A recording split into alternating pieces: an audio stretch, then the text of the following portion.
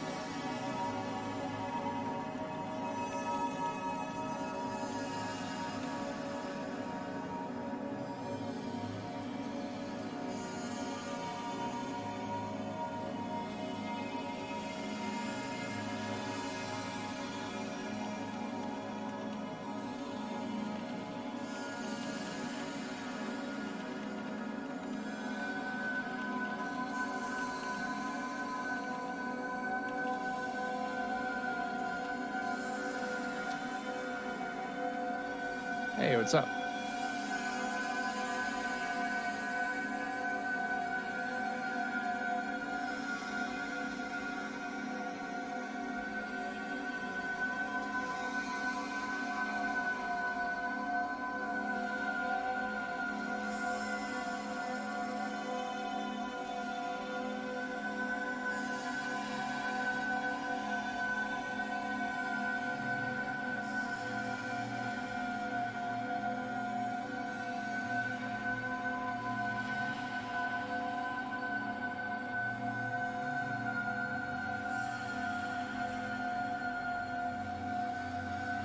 Yeah, we're starting to have people filter in, so this is Atonuv Open Studio, where you can send tracks in for live mix feedback. Send them in at any point to atonuvrecords@gmail.com. We'll get started in a few minutes. I'm just kind of getting my emails sorted, getting ready, giving people time to get in on the stream. So, yeah, we'll start in like 5 minutes.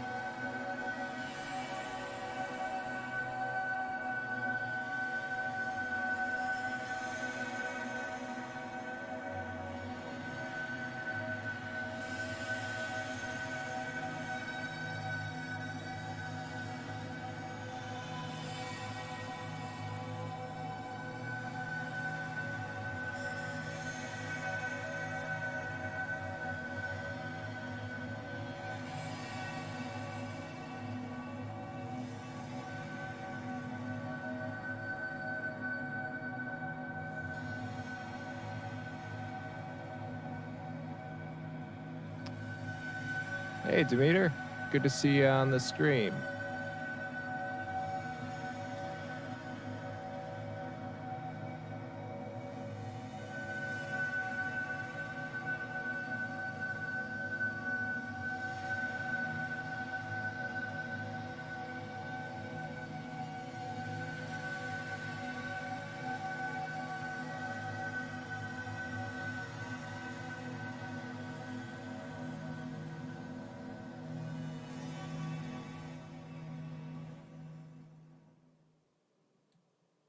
All right. So this is a ton of open studio. People can send stuff in, get feedback. It's been super fun so far. This is the 7th night in a row. People have been asking, how long are you going to do this nightly? And my answer is like indefinitely. I've been having a great time, and as long as people are sending stuff in and getting stuff out of it, I have no intention of changing the format. So we're looking at daily at 6 p.m. Eastern. The only thing that I see changing format-wise is as we pick up steam and have more people sending in tracks ahead of time, I'll be able to plan it out and get rid of like all of the dead time and the, kind of the just sitting around waiting for tracks part of the stream. So we'll start to kind of shrink the time from 2 hours to 1 hour, possibly, unless there's a bunch of tracks that come in a day, in which case, I'll go until they're done. So yeah, that's the only thing that's going to change maybe. But until then, we're hanging out. So let's go ahead. Let's take a look at the Scarholm track. So Oscar sent in a few tracks last night, and they were all very good, and everything was incredibly different. Huge range of genres represented, really solid mixes. We talked about there may be some issues in the room that are causing some issues above 2K and below 100. So we're gonna keep that in mind when we look at this track and see if that kind of holds the pattern. So I have your track right here. There it is.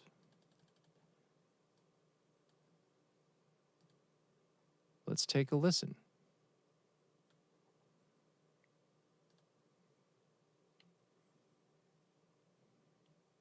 Make sure this is the right one.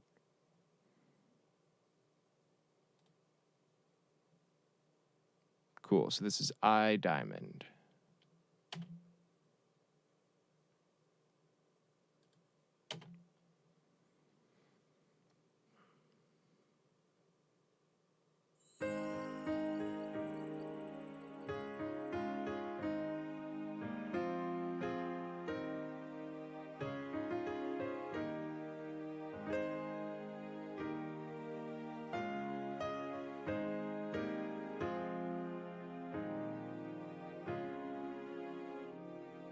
Kommer ihåg vad du sa de sommarna jag var ett barn.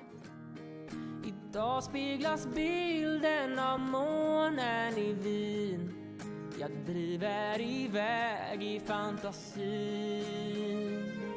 Du sätter mitt hjärta i brand. Jag går på den vägen ibland. Och jag älskar livet, jag lever här. Jag stannar för evigt, jag svär. Du är min. Det var där du sa. Det var där du sa. Det var där du sa. Du är min.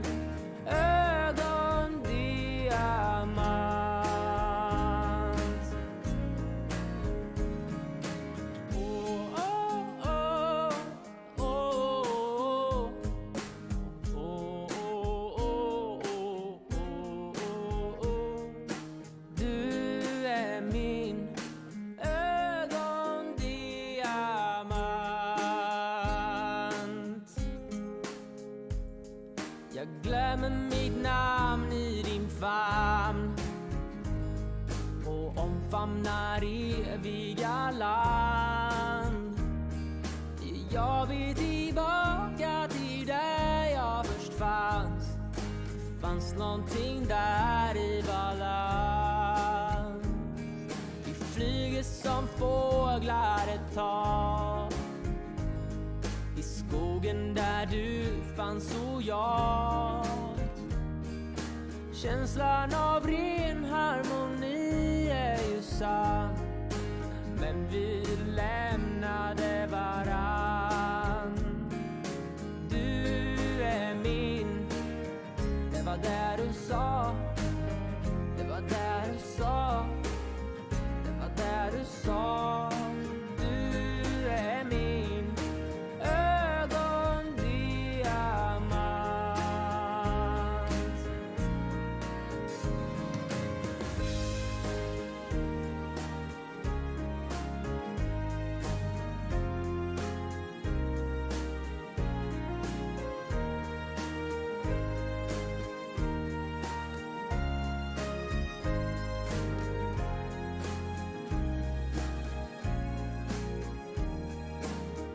Vi skulle vara någonstans på en annan plats.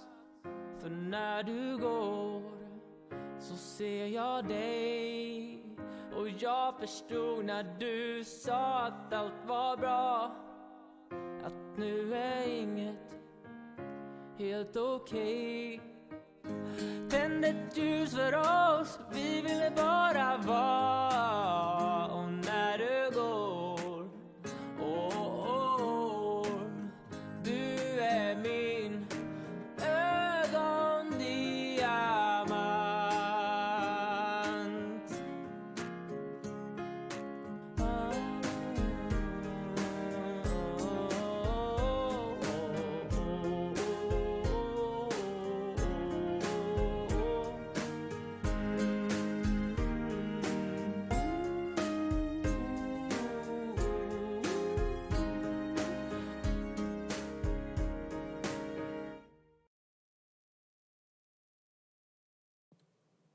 Well, that's another great track, and also totally different.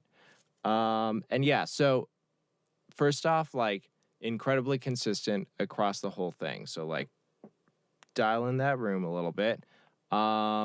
Really, really solid, clean, super detailed mix. It's just a little bit dull above 2K.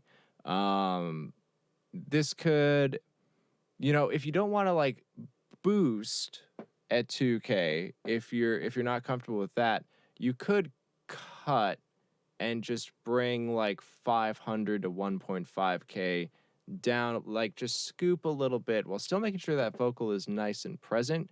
And that's the thing. Like, I think that you have all of this nice warmth and definition in the vocal, and you might be benefited by just like pushing that vocal and like the snare up into that presence range. But I suspect a lot of this just has to do with dialing in your room. So low end, same thing, below 100, it's not blown up, it's very nice and controlled. It's just a little bit indistinct between the bass and the kick. So basically what I would do is just get pretty cutty on the bass between 40 and 60 hertz so that the kick just has a place where it's just living. The bass is a little bit wide and rumbly. Controlling that is going to give you a whole lot of room to work with in that area. So that's it. Now, unlike some, because that's like the fourth time I've told you that. So to dive into something, this is something I'm particularly sensitive to since I'm a violinist. The MIDI strings that you're using, or the string VST, it sounds a bit cheap. Like this is me, I'm pulling the taste card, okay? This isn't like objective audio engineering advice, but I would play around with some different sample libraries. There's tons of great orchestral ones. I think that like Spitfire has a free BBC string library that might be worth looking at. I think it's free. Or they have like a very low cost orchestral library, and it's very good. And then other people have great orchestral libraries. And I would just play around with like a sample-based orchestra thing, and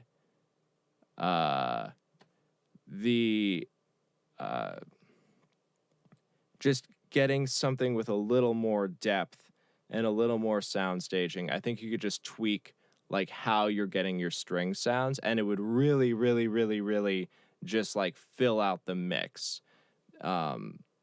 Because like all of your arrangements are really good. Like that's a great arrangement. The notes are really good. And so many of your recordings that I've heard are just really clean and well put together. And then when those strings popped in, I was like, this isn't quite up to snuff with like everything else that you've put out there. So that's like a songwriting arranging thing that I would look at. Just layering in some more natural sounding orchestral tones. And I mean, there's not a lot else to nitpick.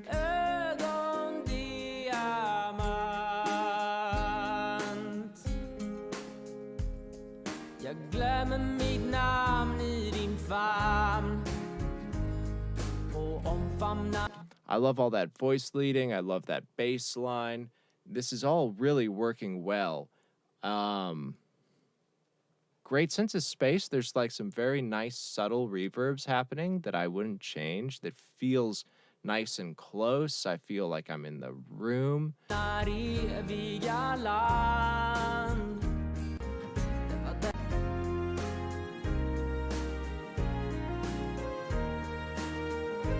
Oh, that's awesome, David. Violin Squad.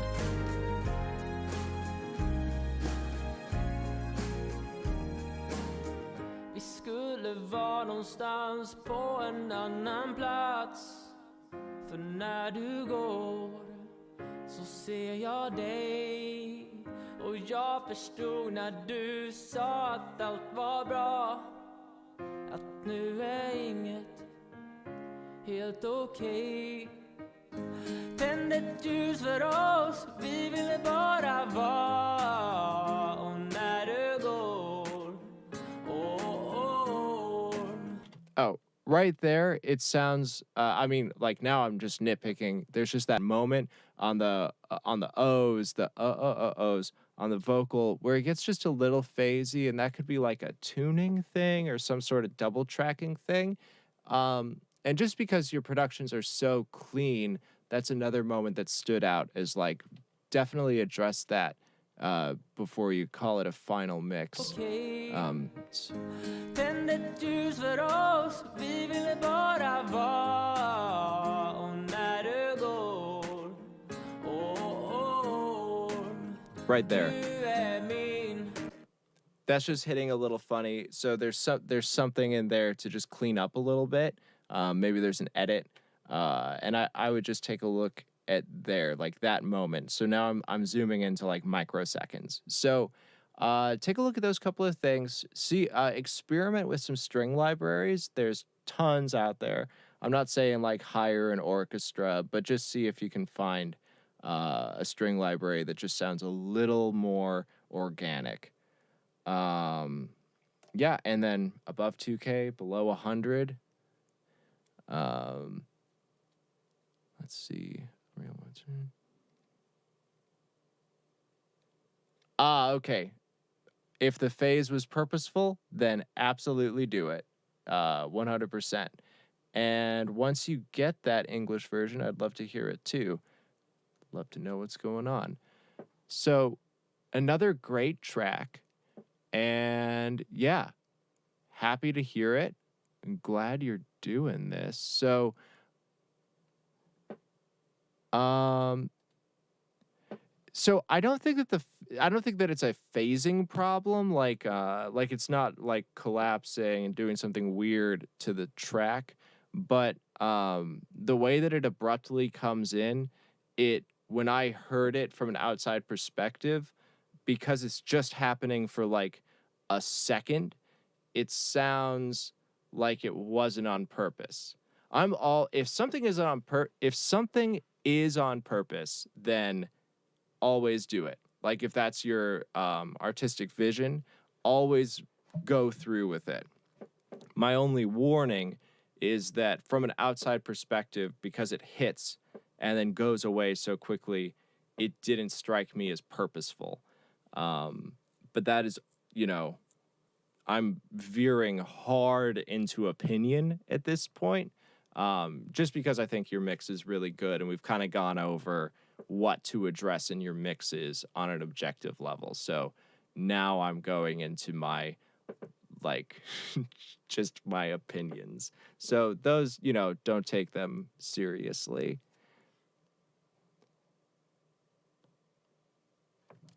Cool.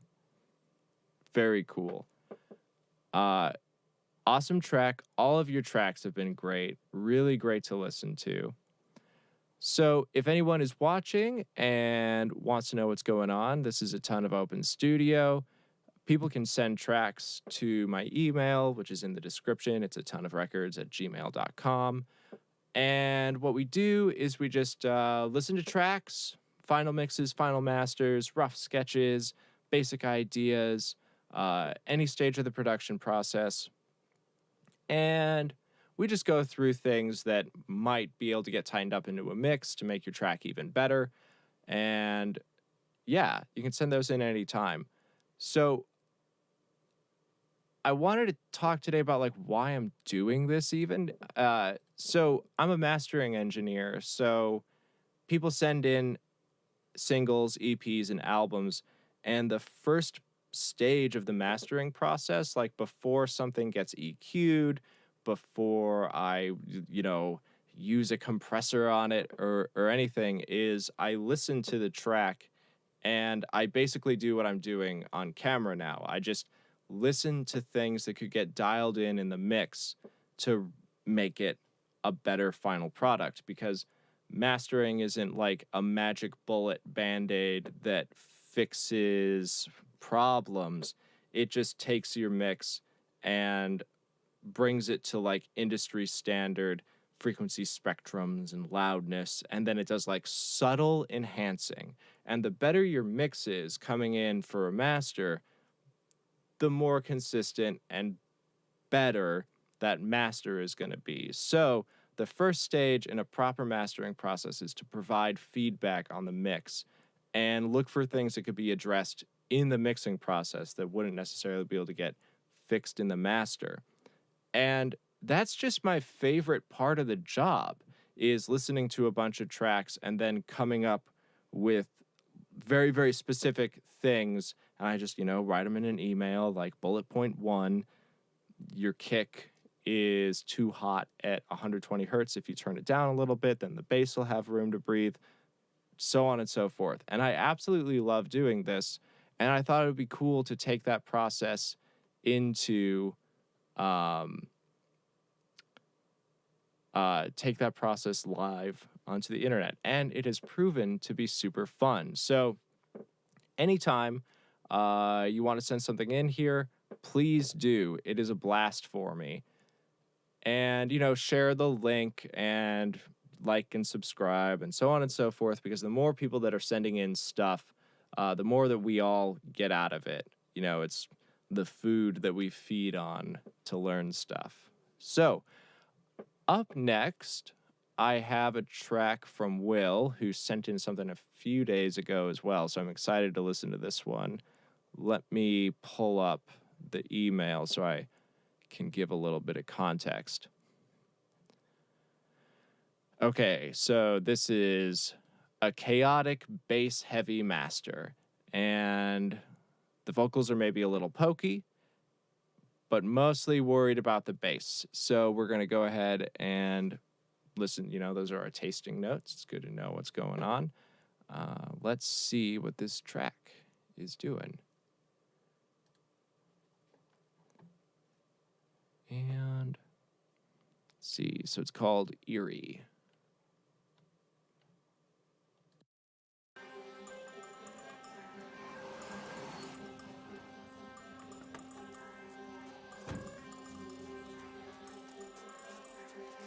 Sir, can you please tell us what happened? I've got a new face.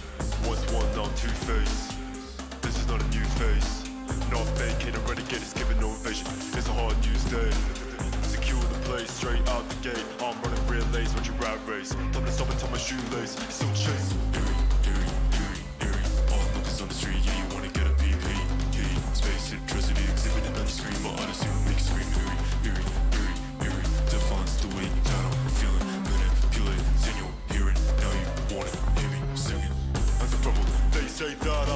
feeling pretty hot. Switching through my things and energy that's nebulous. Using my fingers in a way that's rather ominous. In my consciousness, I feel ancient greatness, call me Romulus. Put me up in a French chateau. Ain't getting cold in my snowman's clothes. Hanging out on show like the old gallows. Get your Kodak mode. Do I call him? What do I call him? I'm so unknown that now I'm known. Milestones, more modes than Maslow. Jekyll Hyde, I'll keep my vials closed. I've got a new brain. Interior redecorate. Switching up the lampshades. Telescoping a fresh coat of paint. Working foot up on my bed, levitating. Since then I haven't put a foot on the pavement. Next stretch of film, feather face down in the lake. Black swan, baby, I'm blood number 8. Eerie. Onlookers on the street, yeah, you wanna get a PPP. Space electricity exhibiting on the street. My heart is soon mainstream. Eerie. Defines the way that I'm feeling. Manipulating your hearing. Now you wanna hear me singing. I might look tall now. Memories are cutting code. Caving in and the throats. Carry's shit's blown, it's a show. News trucks pulling up, looking like a parking lot, a bar my clock. Jake chillin' home, I kill 'em all for the camera suit. As they saw me like the dogs, they can run over, get the shot. With the plume of smoke still over my shoulder, ribbon dancing with the yellow tape. I'm a home runner.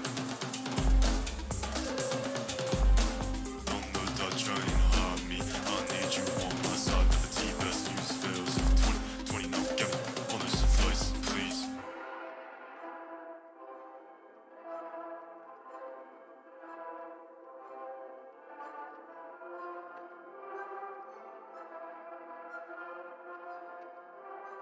We're breaking both the hemispheres.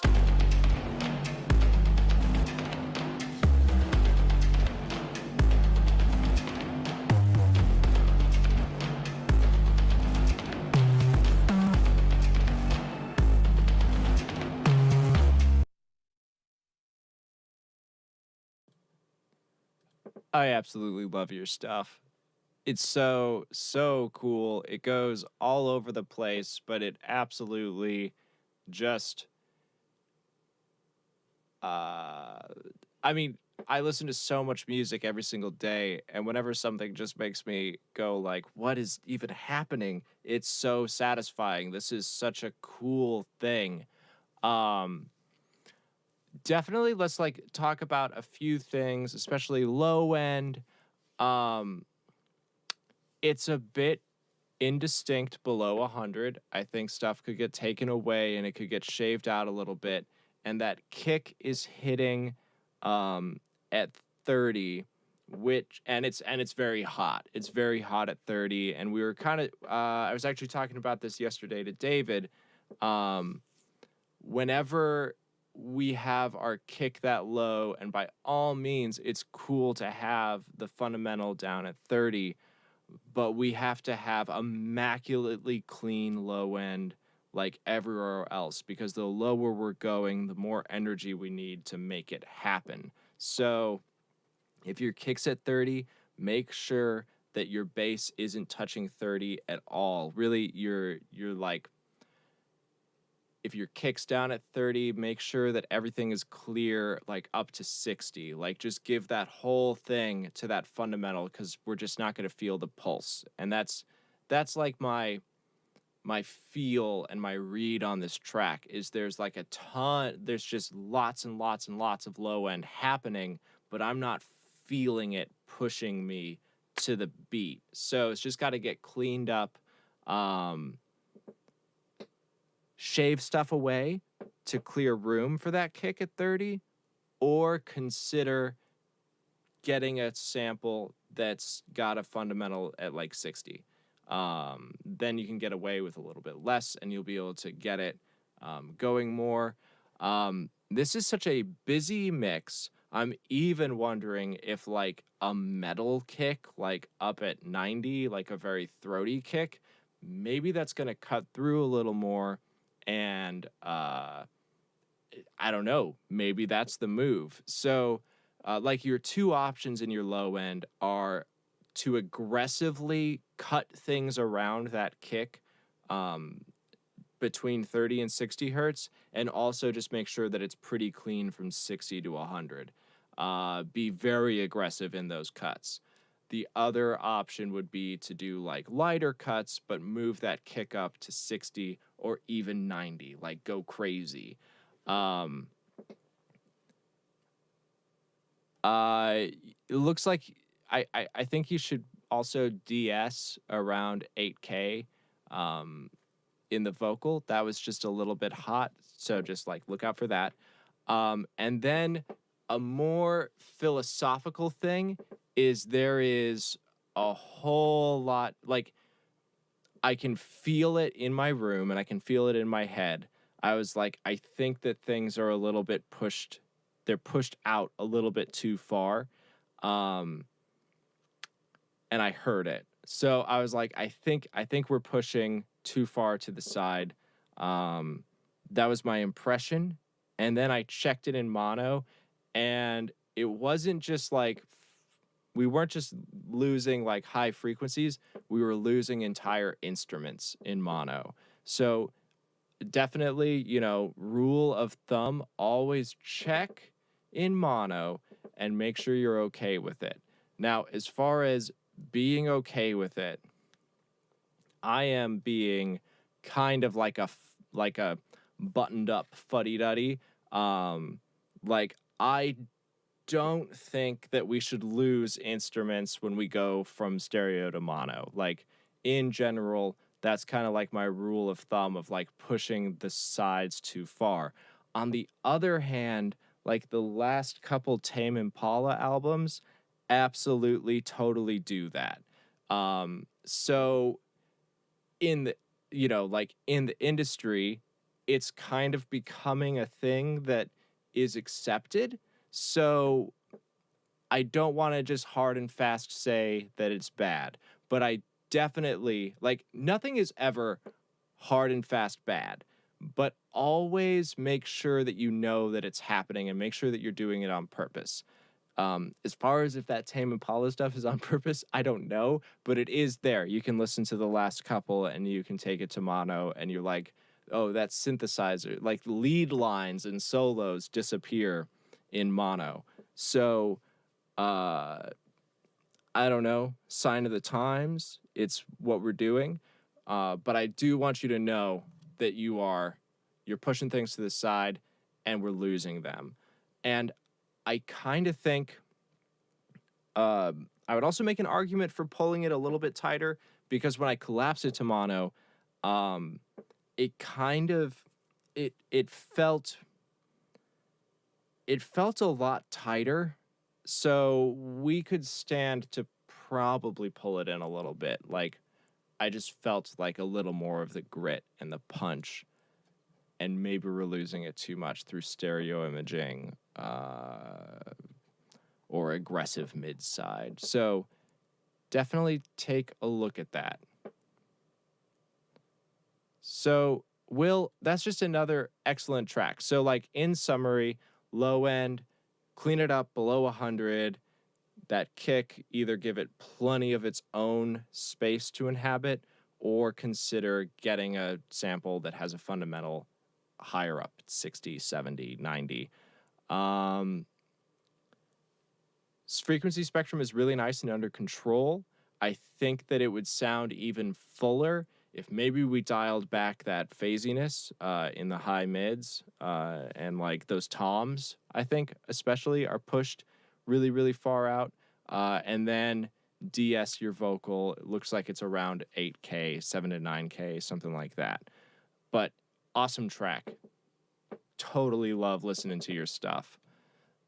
So, folks, if you're watching, this is Atonuv Open Studio. You can send tracks in for feedback at any time, any day.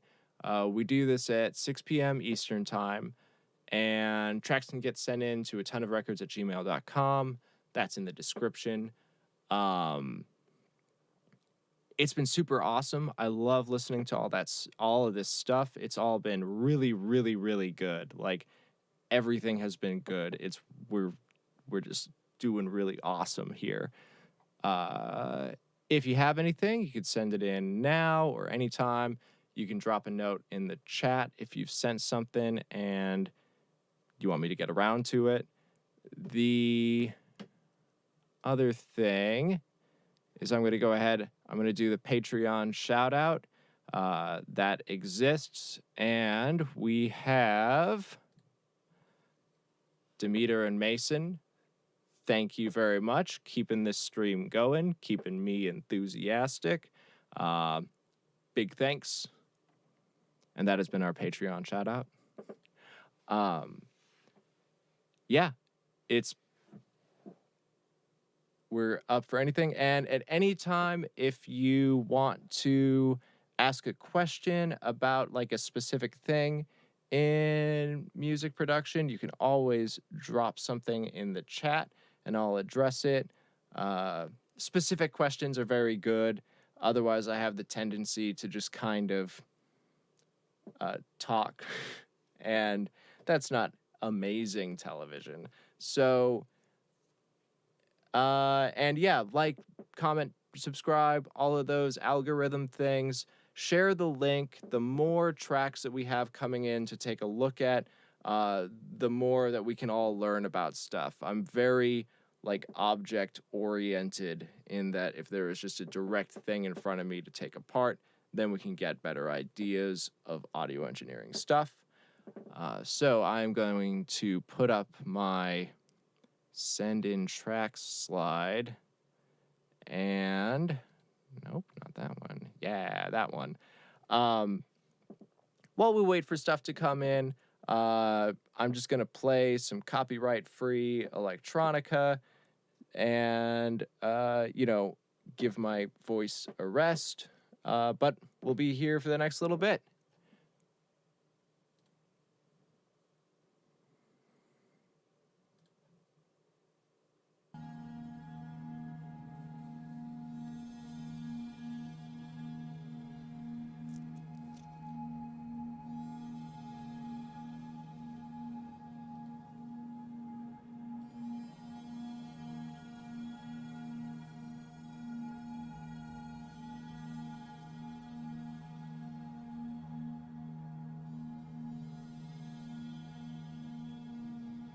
David, if you ever have any violin stuff, I'd love to hear it. It's very cool to meet another violinist.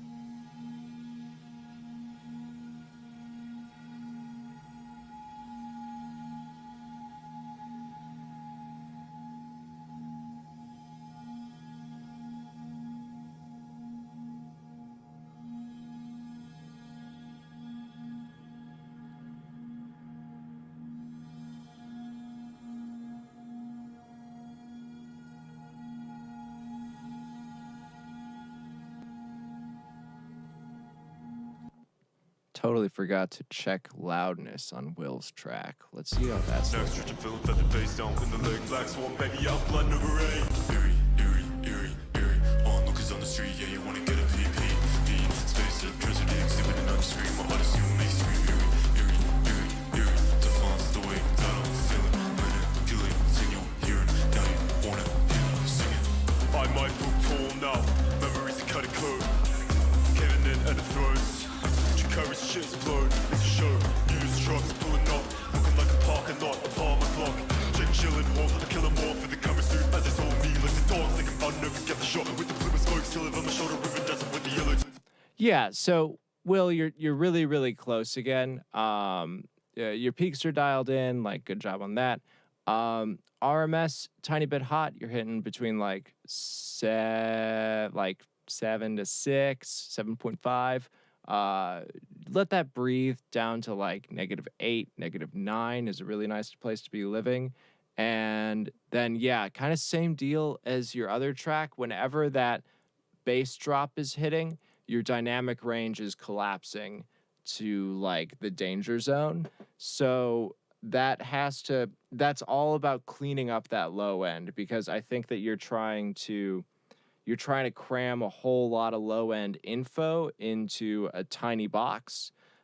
So you've got to just make your low-end elements more like narrower, so they're taking up less frequency space, and then you're not going to need to give them as much volume. They're going to have enough separation, so you're still going to feel them and hear them, and you won't blow up your dynamic range, because like that's something that I could definitely hear when I was listening to the track, is that the full expanse of the track, because I mean you're doing wild stuff, like stuff is everywhere, and it has the opportunity to feel like a really nice back and forth, because we have nice space, arguably maybe too much space from left to right, but I'm not feeling depth. It feels very, very flat. And we achieve depth through having like transient to like flat response, little micro dynamics. And that's what's going to make the track feel like it's all around us. We're going to feel things more. And I love what I'm hearing on your track, but I would love to feel it more. Like that's my way of like describing it. But I mean, objectively, what we need to hit is just a healthier dynamic range. So dial that in and you've got a killer track. All right. And anyone who's got something can send something at any time.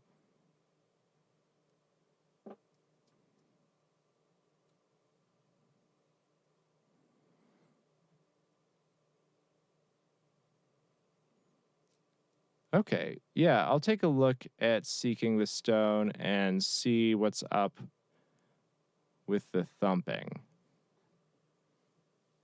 Actually, I'll go ahead and just listen to it on my phone.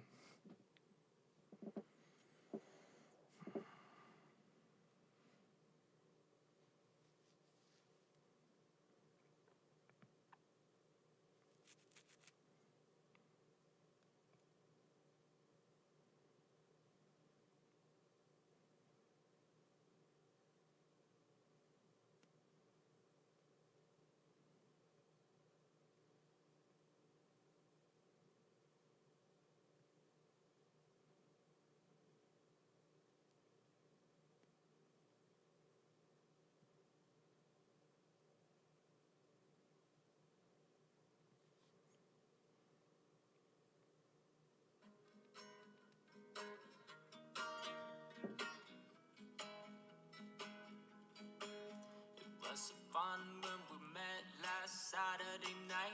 It was illegal and funny, we did it alright. And now we gotta cooperate with society. Never have I met someone like you.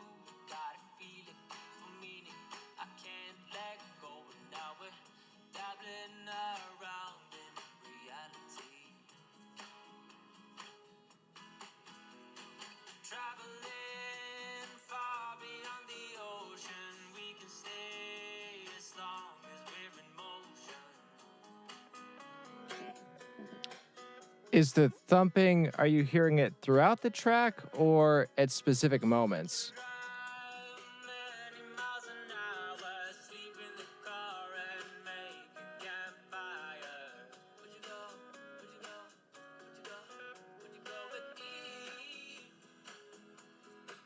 We believe in another dimension of would you bother? Would you bother with your love? We can seek it, seek the stone and make it out alive. I believe in another dimension of would you bother? Would you bother with your love? We can seek it, seek the stone and make it out alive. Specifically in the beginning.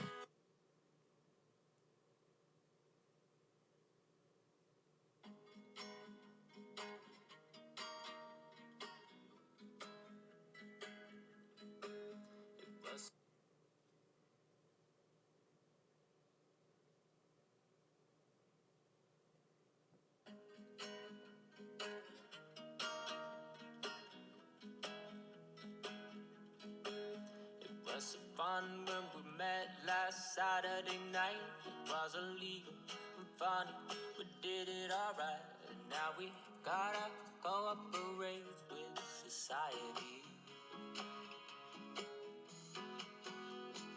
Never have I met someone like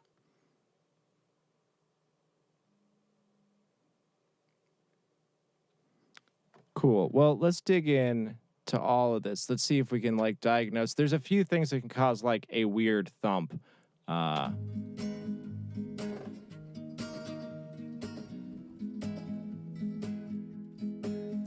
was so fun when we met last Saturday night. It was illegal and funny, we did it alright. And now we gotta cooperate with society.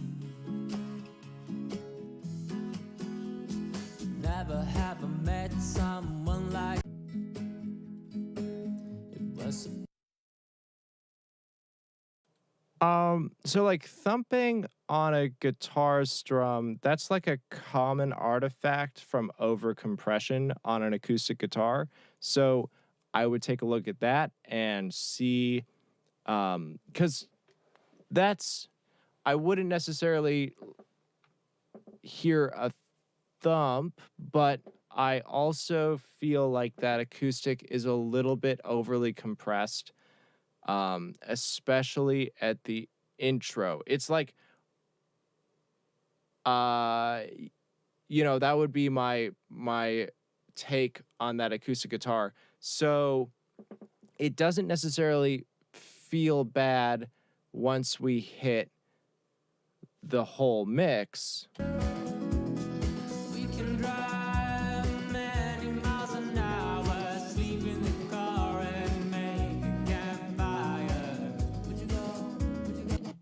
Yeah, but maybe you could automate your compression to back off on the beginning there, because it sounds a little bit squishy.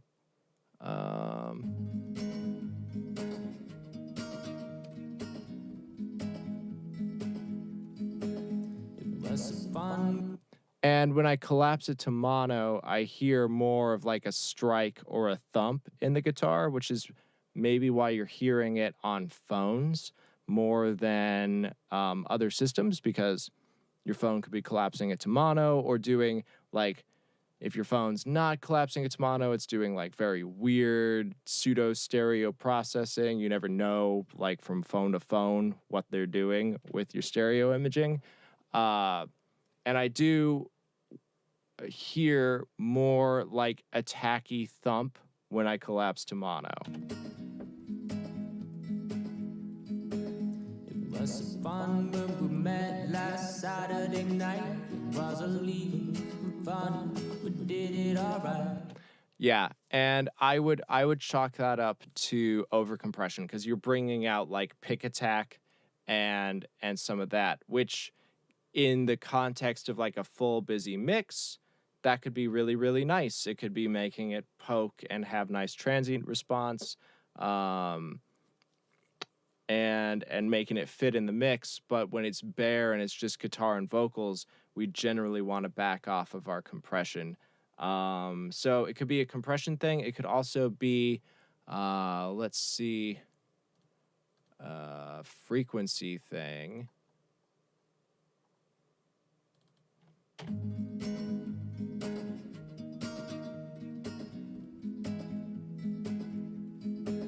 It was so fun when we met last Saturday night. It was illegal and fun, we did it alright. And now we got when we met last Saturday night. It was illegal and fun. That guitar has a whole lot of stuff going down to like 90. And I could be of two minds. Like maybe you could bring up that high pass a little bit harder. It's also by itself, so we might want to keep low end information there in the beginning. I would lean towards high passing that guitar a bit higher. And then also when we kick into the full mix, when the drums come in, then we get like kind of a bass drop effect, and then it'll feel bigger when the big part of the song happens.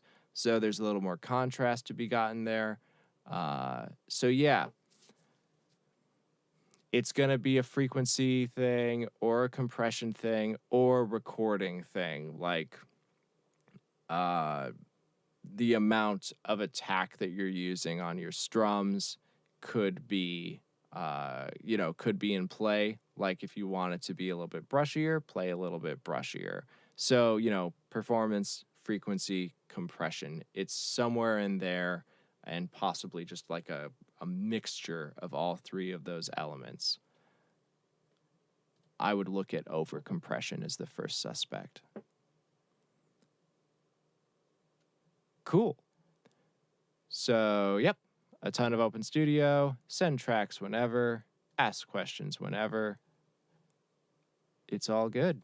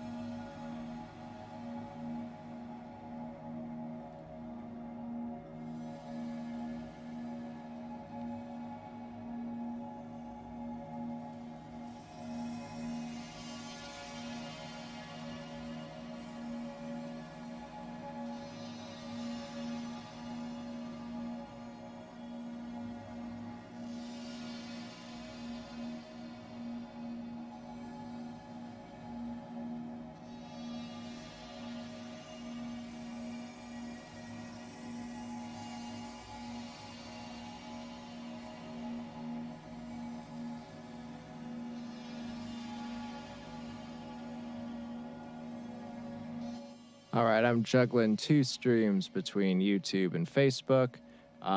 If you are watching and wondering what's going on, this is a ton of Open Studio. You can send tracks to atonuvrecords@gmail.com, and we'll dive into some really in-depth mix feedback, figure out what's going on. Yeah, you can send stuff whenever, and we'll take a look at it. Cool stuff.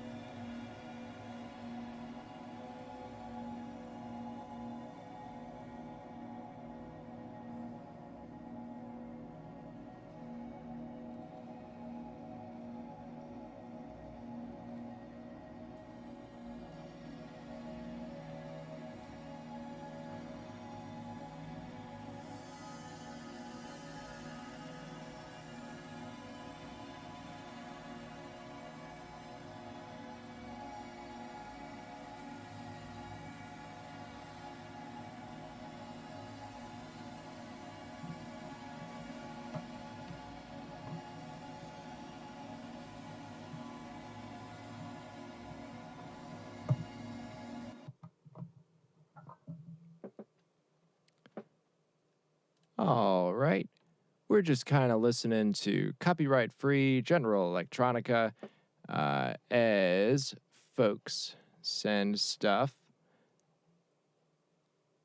You can send stuff anytime. Link is in the email is in the description. And yeah, it's been really, really great. Love listening to everybody's stuff.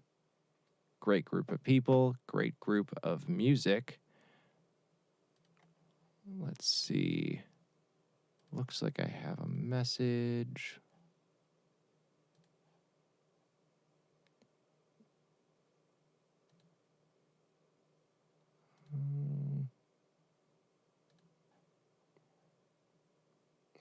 It is spam.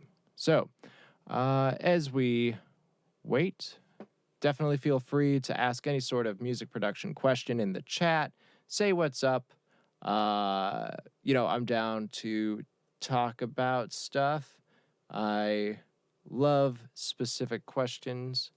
Helps me focus my mind. Otherwise, I'll just talk about random stuff. So, send tracks whenever. Anytime you feel like you're working on something, it could be a full mix. It could be your final master. Like an entire EP or album that you did and you're wondering how it all gels together, or it could be the barest bones sketch of a tune and we could go over like some cool arrangement stuff to maybe think about as we do it. You could send that. If you've done a cover or you are using like an official beat and you're rapping over it, just let me know ahead of time so that I can play that with the stream muted so that we don't get a copyright ding, because YouTube hates that. Also, if you've got something and it's rough and you don't want the entire internet to hear it, I totally understand. Just let me know and we'll mute the stream and I'll listen to it, and then we can still dial in like really, really great feedback. So, as we wait, copyright-free electronica.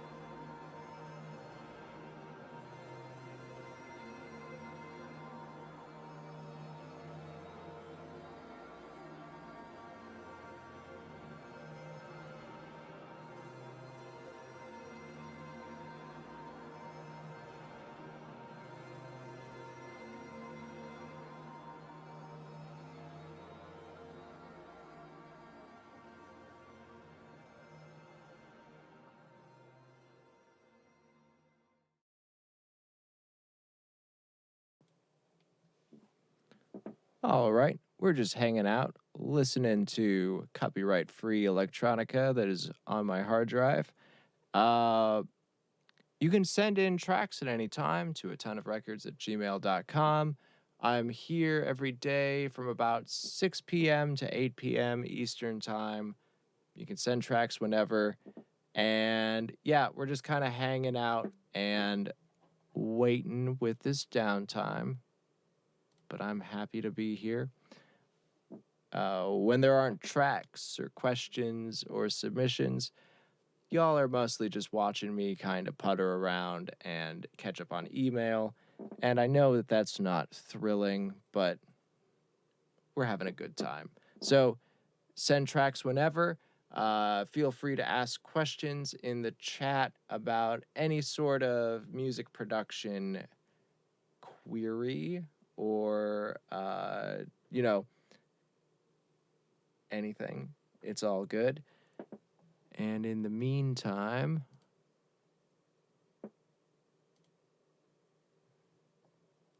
we have good old random stuff. Let's see. Sure, we'll do this one.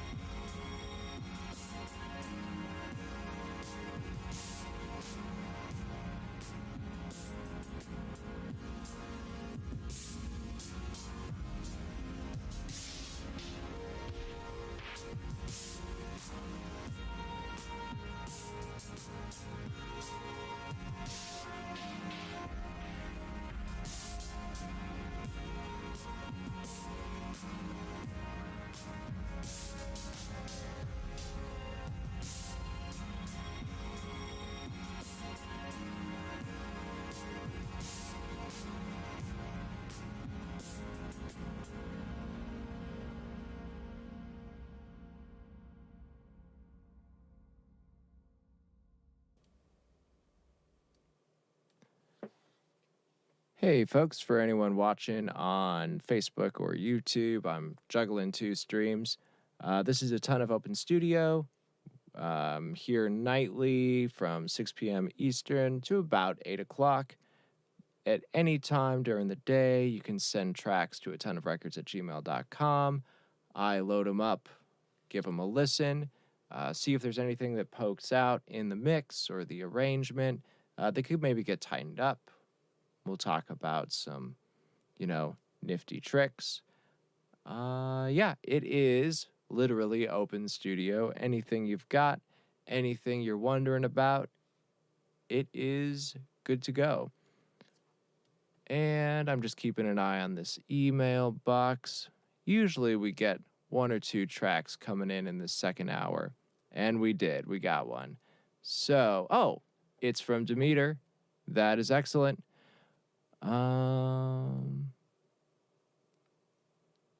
Cool.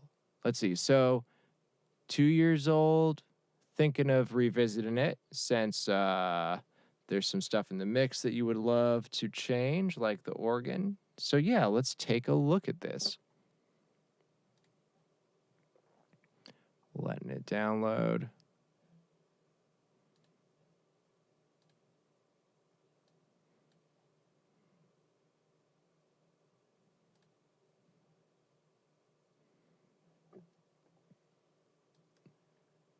Here we go.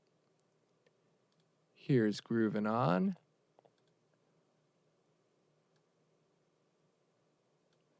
Let's give this a listen.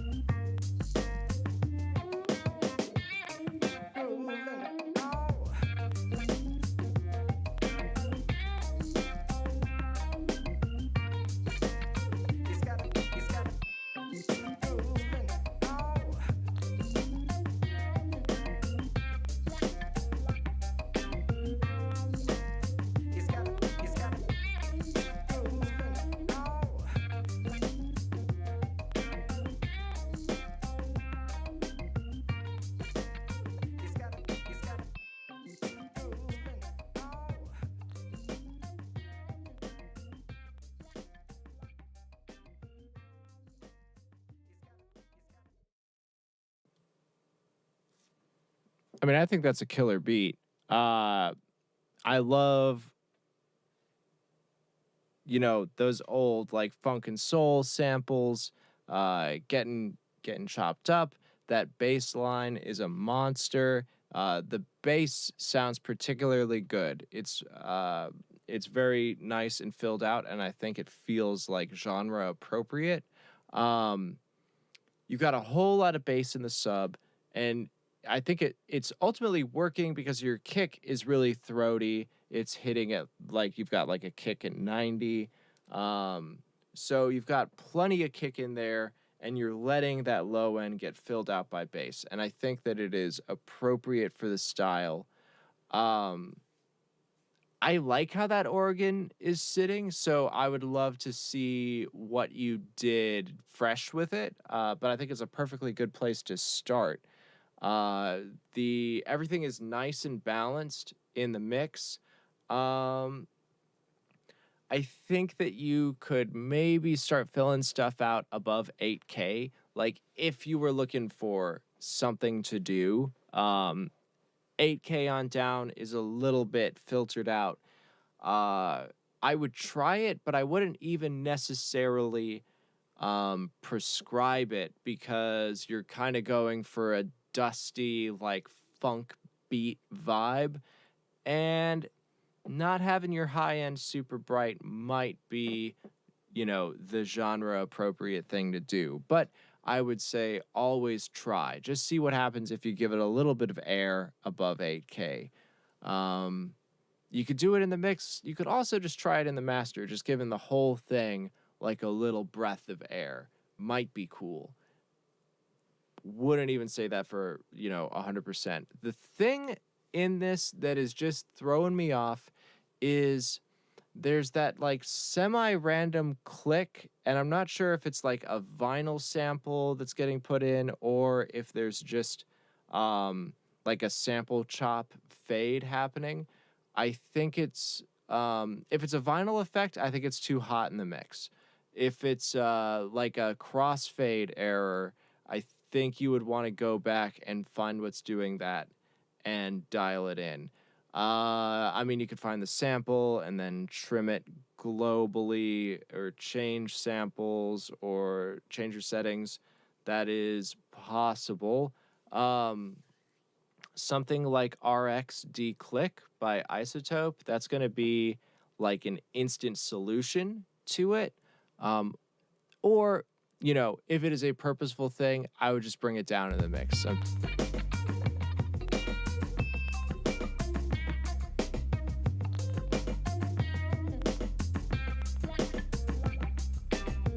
Or maybe you ripped it straight off of vinyl and that's like a click that's in the sample, in which case like Isotope is going to be basically the best way to go about it. Waves has one, I think it's X-Click, and I think it's functional.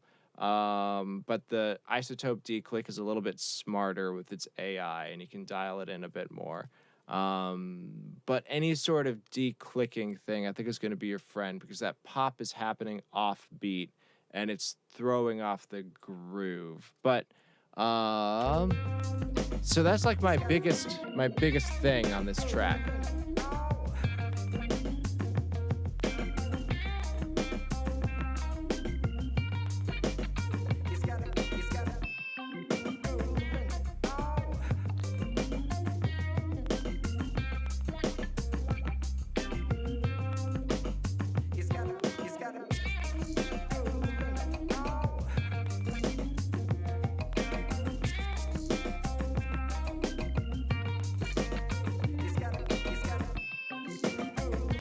Yeah, I mean, this just feels really great. Like, this is just a classic beat. It feels really good.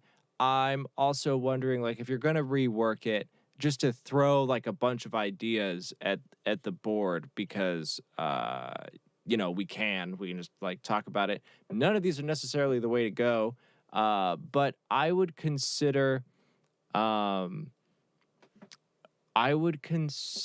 maybe having some different effect lanes that you could send stuff throughout, because it feels like it's a little bit repetitive. Like, I mean, it should be because it's just, it's a beat, and we don't want to have like it within this genre. We don't want to go a million different places, and it's not an orchestral composition, but we can get variation through other means, like just having like a few different reverbs with some like pretty dramatic effects chained to them, like a flanger or a bit crusher or what have you, and just send a track to one of those like spicy uh,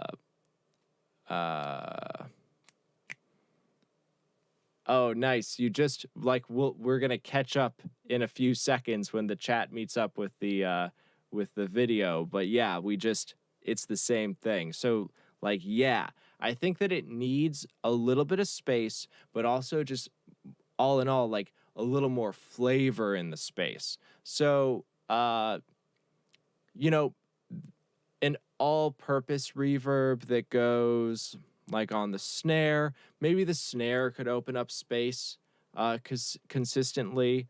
And we could also dump like the guitar into an all-purpose verb. Nothing crazy because like I don't think it would fit genre-wise because we're going, this is like a classic funk type beat. And if we go too wet with the reverb, it's going to lose that tight classic feel. But we could throw like some room reverbs and some plates at some stuff and be very, very,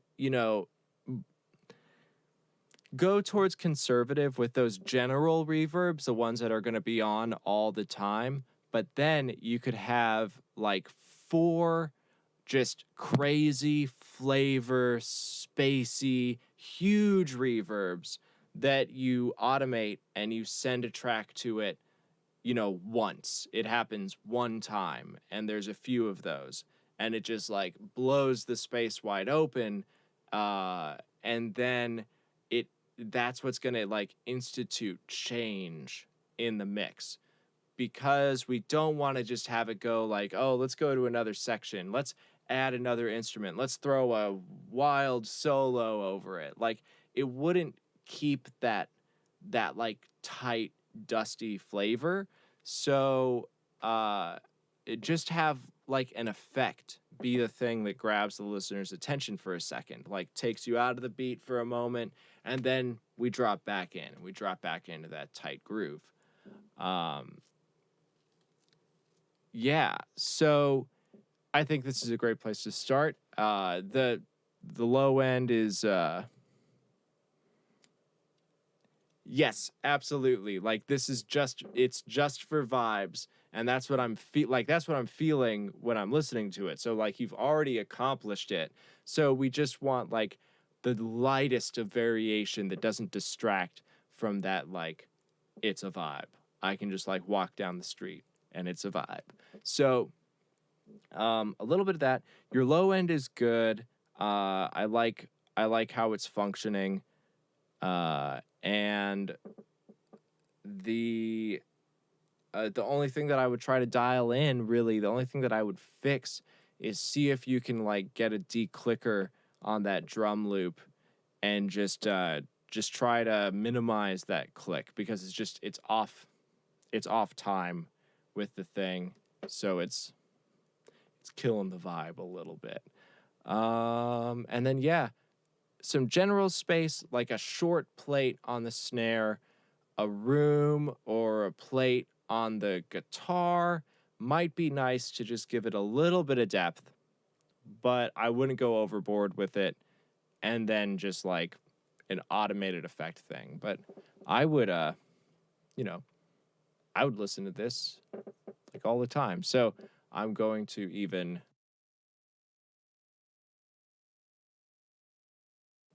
I'm just going to let us listen to it again because I'm having a fun time with it.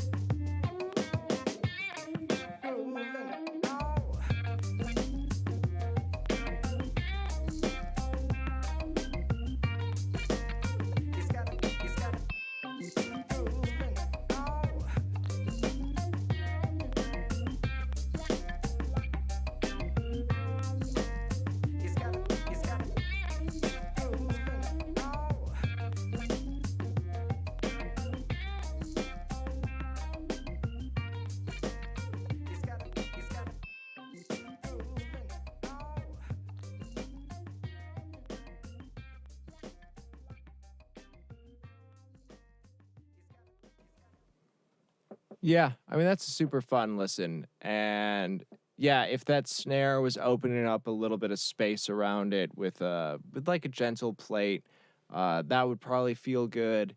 The there's like some obvious like kind of like bordering on cliche moments, but if that vocal sample just triggered like a high feedback delay that kind of spun off into space like on a transition, that's always a solid move. Filter it down while it spirals. Uh, Always cool, always appropriate. Uh, yeah, great track. Love listening to it. So, if you are watching on YouTube or Facebook, I'm managing a couple of streams at the same time. This is a ton of open studio. You can send in tracks absolutely anytime. Final mixes, rough mixes, demos, ideas, general questions about production, absolutely anything. Send them in whenever to my email, which is atonuvrecords@gmail.com. It's in the description. I'm here every night from 6 p.m. Eastern to about 8 o'clock. It has been awesome. You can send stuff in and we'll do, general feedback, specific ideas on where to take a track. Absolutely anything that the song kind of dictates. So we are caught up on submissions as of this moment. So I'm going to turn on my submission sign. And while we wait, so that I'm not just talking, to myself and to this wonderful patient chat, I'm going to play some general copyright-free electronica so that I can rest my voice.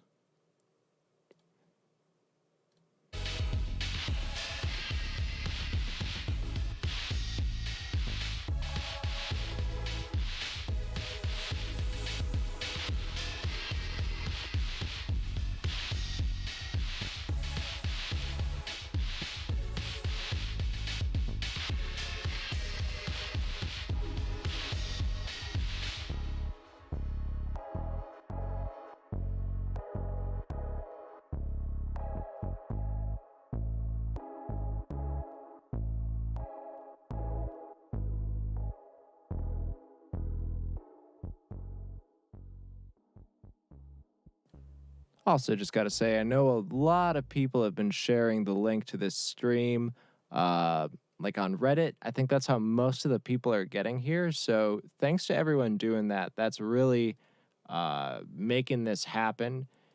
And yeah, I would say share often. The more tracks that we get, the more that we can go over, the cool ideas that happen as tracks come in. So I really appreciate everyone sharing this link. It's been really cool. Can't say thanks enough.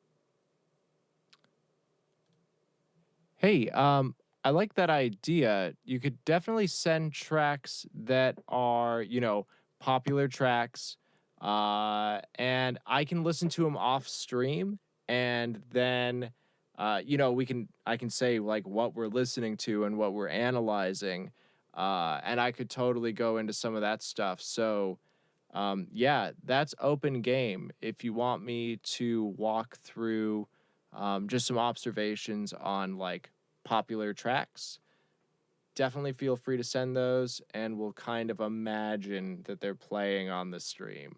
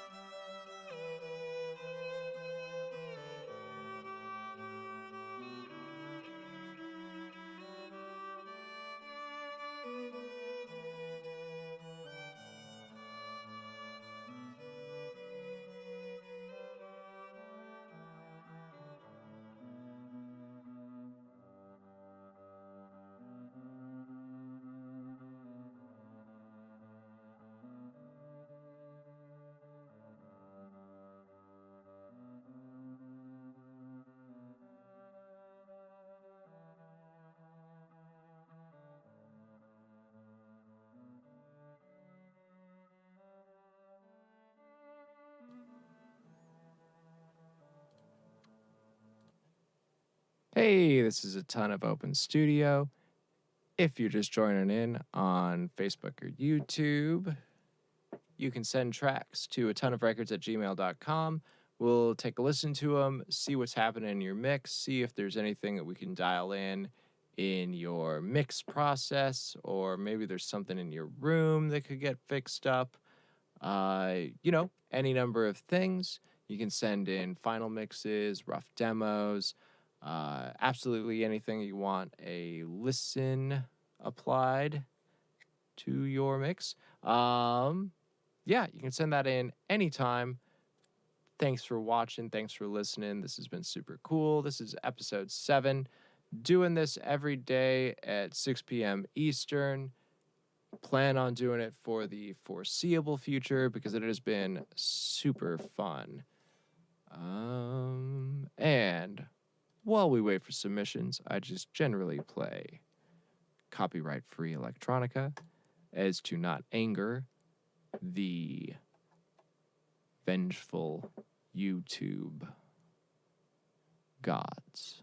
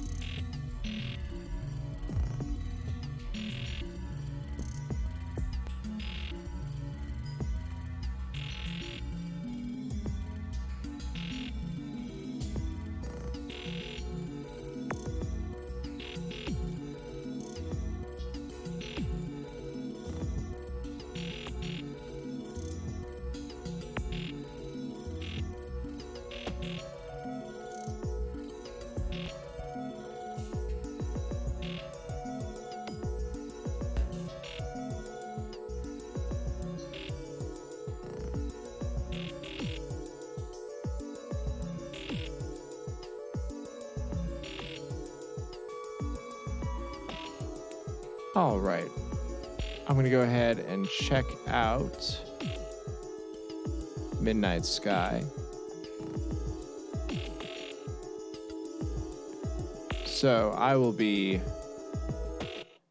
muting the stream and checking out this track, and we'll dive into it. So this is Miley Cyrus, Midnight Sky.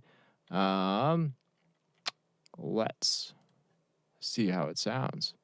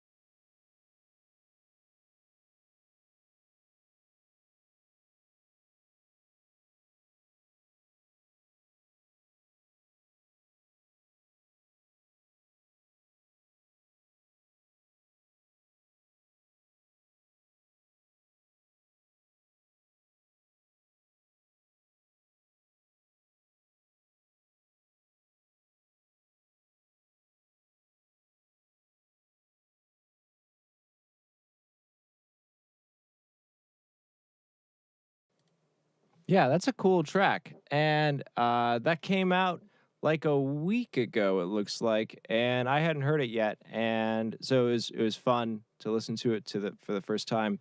And yeah, I mean, it's becoming increasingly popular now to kind of blend like some of those synthwave sounds.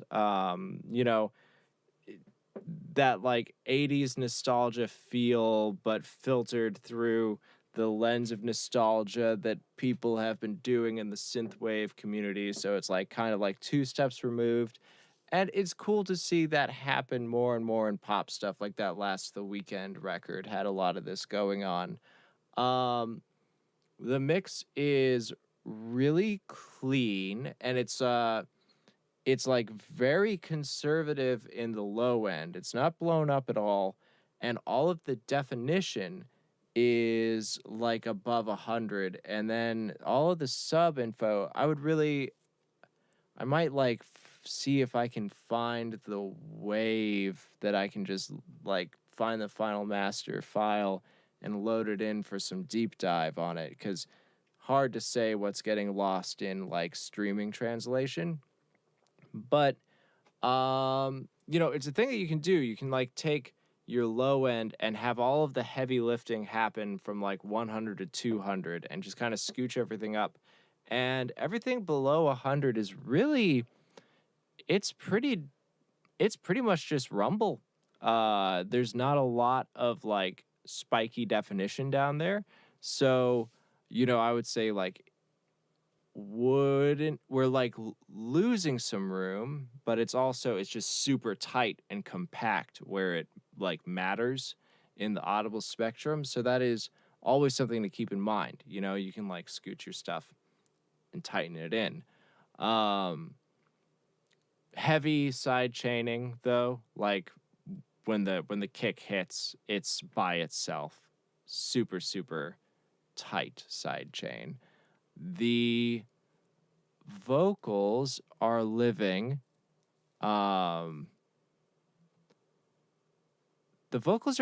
really heavily between 500 and 1K, like just by themselves, and that's how they have that really, really, really nice presence. I can pull up, like we can see it. Make sure we can see it. Like right here. That's all vocal. And it's basically carved away by itself. And we are very conservative from 250 to 500, the mud range, big scoops, big cuts there, and that's keeping it like bright and tight. Wouldn't want to see that on like a rock mix where we want like the energy and the feel, like big guitars, big drums. But on something like this, like really, really, really tight pop, like that's pretty good to see. Like it's very, very clean. You're not going to have any issues in that muddy spectrum. And then we're nice and flat from 2K on up. And then like a big dip at 16K, that tells me that that's just a streaming thing. I'm almost certain that it's going to be flat all the way up to 20 on the actual file.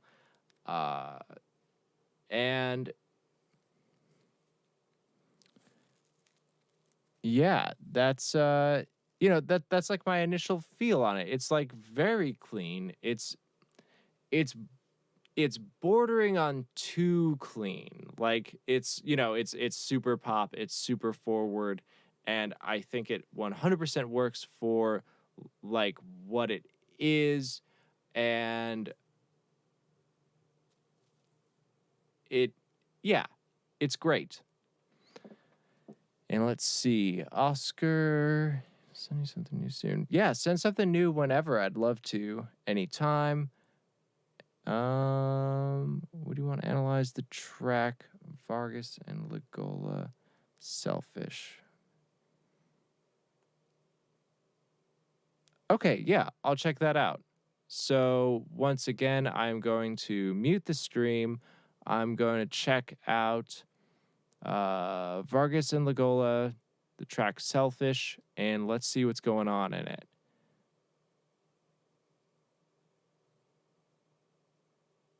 Okay, Spotify. I'll check it out there.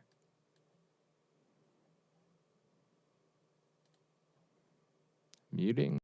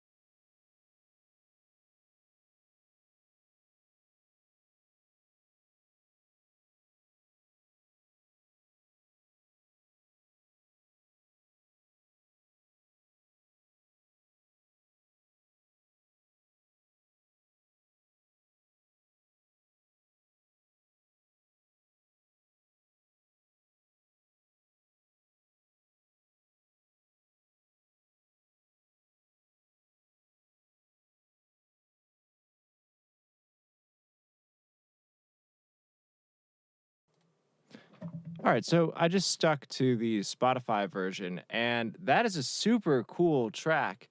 Um, there's some stuff going on. Um, so first off, just as far as that, like, working from bottom to top, that low end is very, very defined. It's like all kick up to like 65, 70, and then the bass takes over, and it's very partitioned. Like that kick is just moving the track along, and like I personally like love that production style, so it made me very happy to hear it. So yeah, big old kick taking up all the space up to 60 hertz, and then bass is taking over, and the bass is living up to like 200, which is my go-to template. It's so I like to see it in use. I think it always sounds good. So that's what's happening in low world. Um, the mid range is super warmed up, very, very, very saturated. And it's pushing the mids. It's got a hump from 500 to like 1.2K. And that's where like the lead line is and the vocals are. And it's all very, very well defined. The It feels like very automated between like vocal to lead lines, and they're trading space. So it's either like mixed and edited to death, or like look into rear bus compression can get a very similar sound uh, on that. But yeah, like there's a lot of saturation happening in the mid range. It's pretty warmed up. It's going through some tubes, or at least a tube emulation in the mix. It sounds like it's going through a big old desk. And that could be the case, or it could be just like very, very, very smart use of plugins. Who knows? But it is crazy warm right in those mids. And then as far as that flow and smoothness, like it's really even in the top end. So from like 2K on up, it is smooth, smooth, smooth, smooth, smooth, smooth. And it's blown up. It's like really bright. Like we've got all of this like big thumping low end, saturated, warm mid range. And then that high end is hyped. Big old hype, smooth top end. And if you're wondering like what, like, you're trying to like get this sound, and like that's one of the things that like, I've been seeing your last few mixes. You're not comfortable grabbing above 2K in your room and in your mixes, but like this track is like flat up there. Big old forward top end. So I think you're going to want to dial in your room, dial in your process to find like, maybe it's a volume thing. Maybe you're mixing with too high of a volume and you're just like, you're getting ear fatigue. You're wearing yourself out in your process, or it's your room, or it's the instruments that you're using aren't getting nice high end. Like, maybe you're recording something in the room, and because the room's not treated, you're recording something and it has a bunch of like nasty harmonics in the top end, and then you can't boost them because it doesn't sound good. So you're going to want to treat your room so that you can get like a little bit deader recording, so that you have a smoother top end, and then you can boost it when you go to mix. And that's just where I'm hearing like all of that smoothness, is that like nice smooth top end. And then as far as like comparing it to your mixes, like their mid-range, it has more of that like analog saturation to it. And so I would look into, if you're trying to emulate the sound, like a little bit of saturation goes a long way. Like a little bit goes a long way. So that is definitely worth looking at.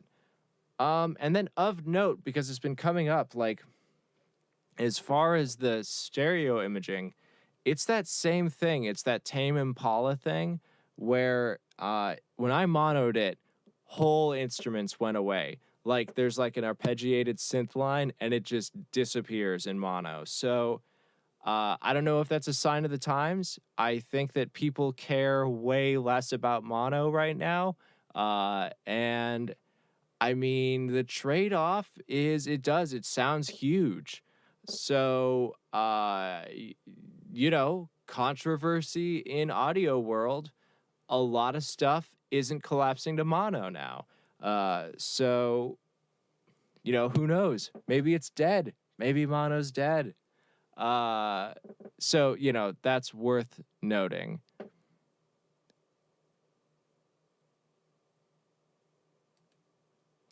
Yeah, okay, you're in a shed, kitchen string, electric guitars with earth buzz. Yeah, I mean, I think that you're getting pretty good results with what you've got. I've got like right this panel over here, that's a total DIY build. You can, it's just like some standard insulation and breathable fabric. You can get like a good like little bit of sound treatment, and it might, just a couple of panels like that, it might get you what you need. So yeah, thank you for putting me on to this Vargas and Lagola. This is really cool stuff. I'm going to check out more of it. Yeah, but those are my like general takeaways. The low end is super tight, really, really divided. Kick goes up to a certain point. Bass isn't allowed down there. Then bass takes over. Really, and then blown up and punchy from 250 to 1,000. Like really saturated, really forward in that part of the frequency spectrum. And then we just go smooth, smooth, smooth, smooth, smooth up top. And that's it from a mix perspective. And then the arrangement, it's like lots of analog style synths. I don't know what their setup is, but at the very least, they're using like analog emulated synths to do like all of those plucky arpeggio lines. And, that's just adding to the overall like warm, mid-rangey feel of the track. So, that's the instrument setup. That's the vibe.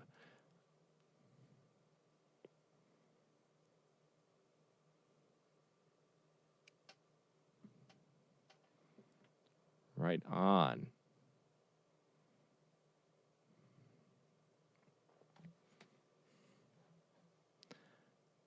Yeah, awesome track. Awesome stuff today. All right. So it is coming in on 8 o'clock. So I'm going to go ahead. I'm going to call it for the night. It's been awesome hanging out with folks. This was a ton of open studio. YouTube stuff, like, comment, and subscribe. Send tracks in to atonuvrecords@gmail.com. I'll be back tomorrow. And yeah, folks have been doing a really great job of sharing this stream around, and I really appreciate it. And it's been bringing in people from all over the world. It's amazing. Keep on spreading the word. The more stuff that we get in, the more we can kind of grow as a group and go over lots of cool stuff every day. So I will see you all tomorrow. It's been awesome.